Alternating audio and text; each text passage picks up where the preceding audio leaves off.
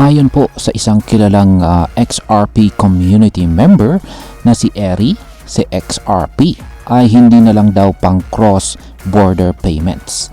Ibig sabihin ay hindi na lang siya ginagamit para sa mabilis at murang padala ng pera sa ibang bansa. Ngayon, isa na po siyang multi-dimensional asset. Pero ano nga bang ibig sabihin nito? Bakit may nagsasabing binabago na raw ng mga stable coin ang role o katungkulan nitong sa XRP? At paano po ito nakakaapekto sa atin bilang mga Pinoy crypto investor ni XRP? Kaya yan po ang ilan sa mga katanungan na siyang ating pag-uusapan sa video na ito. Pero bago po tayo magpatuloy ay pakibasa na lamang po muna ang disclaimer dito sa ibaba ng ating screen. Ayan, si XRP, para sa mga hindi pa nakakaalam, ay ginawa o nilikha para tumulong sa mga financial institutions gaya ng mga bangko na magpadala ng pera sa ibang bansa ng mabilis at saka mura. Kumbaga, siya po ang alternatibo sa SWIFT na sistema kung saan ay mabagal at saka mahal. Kaya kung ikaw po ay isang OFW or may kamag-anak sa abroad, maiisip mong malaki ang tulong ng ganitong teknolohiya. Ang transaction po na dating umaabot ng ilang araw, nagiging ilang segundo na lang at mas mura pa.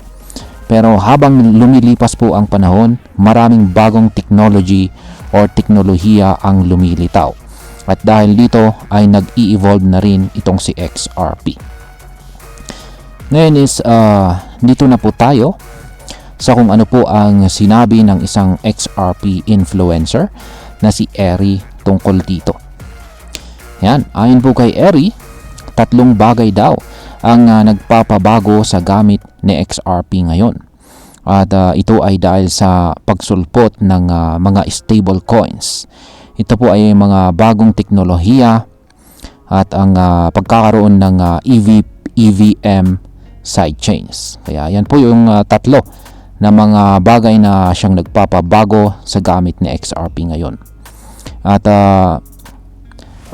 ito ang 3 major factors na dapat po nating maintindihan kung gusto talaga nating makilala sa XRP sa panahon ngayon.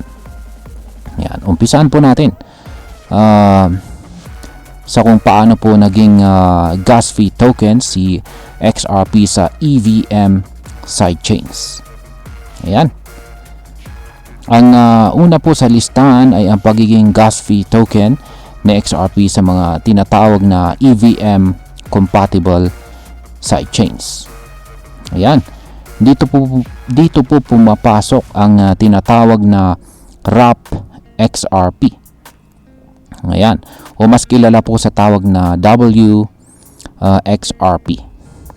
Ayan. Itong si wrap XRP ay parang clone ni XRP na maaari po nating gamitin sa ibang blockchain networks na compatible po sa Ethereum Virtual Machine or EVM. Kung sa Ethereum, ang ginagamit po na pambayad ng transaction fee ay ETH, sa sidechains na compatible po sa EVM, pwede na pong gamitin ang wrap XRP bilang pambayad ng gas fees. Isa itong malaking hakbang dahil dati hindi po natin magagamit sa XRP sa Ethereum-based applications.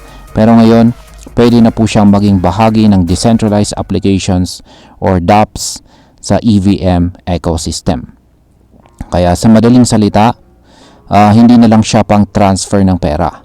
Ngayon, nagagamit na rin po siya sa loob ng mas malawak na DeFi ecosystem. Yan, dito naman po tayo sa pangalawa. Yan, ito naman ay tungkol sa stablecoin na gaya ni RLUSD. Yan, kaya yung tanong dito is paano nga ba nakakatulong ang mga stablecoins na kagaya ni RLUSD sa demand kay XRP.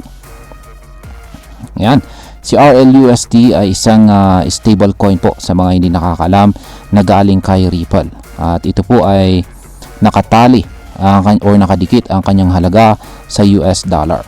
Ginawa po ito para sa mga institutions at saka DeFi users na gustong magpadala ng value ng stable, value na stable, secure at saka mabilis.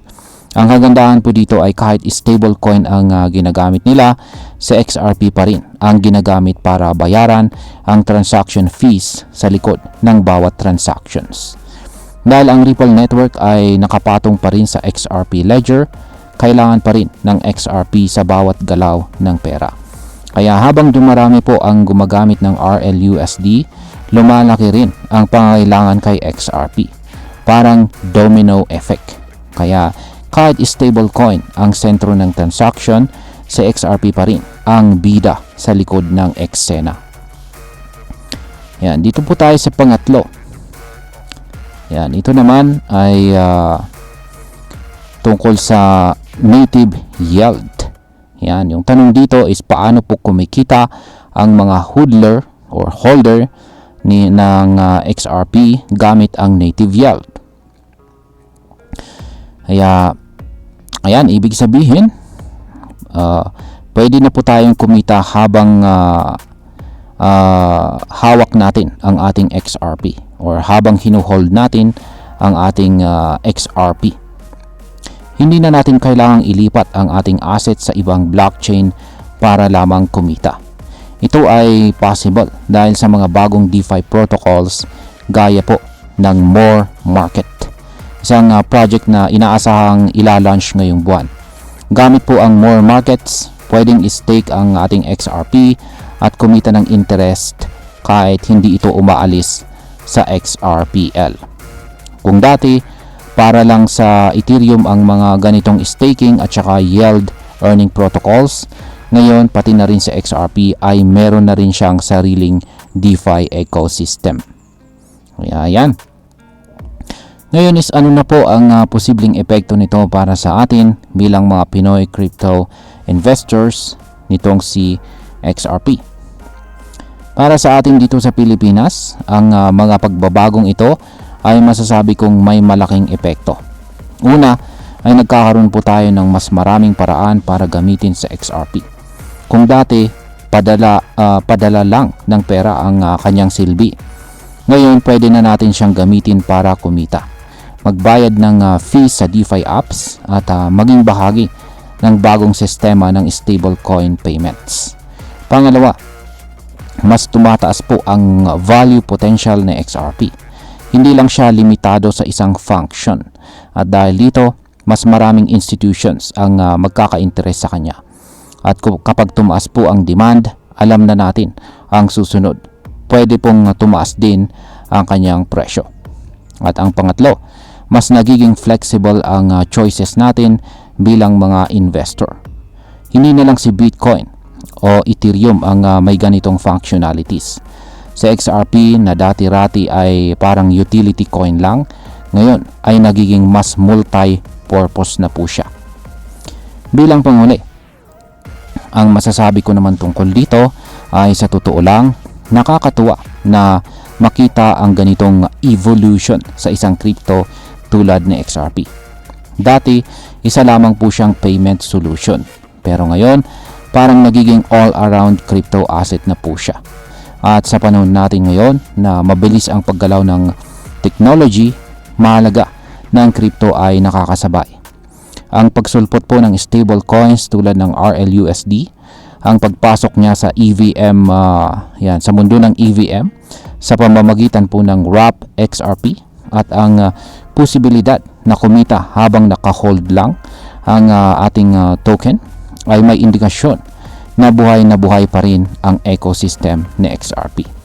Pero syempre, lagi pa rin nating tatandaan na kahit promising ang mga ganitong developments, dapat ay mag-research po tayo palagi. Huwag po tayong basta-basta sumabay sa hype. Intindihin natin kung paano talaga gumagana ang mga ito at kung akma ba sila sa ating investment goals. At ayan, hanggang dito na lamang po tayo sa video na ito mga ka-crypto. Marami pong salamat sa panonood. Ingat po tayo lagi at God bless po sa ating lahat.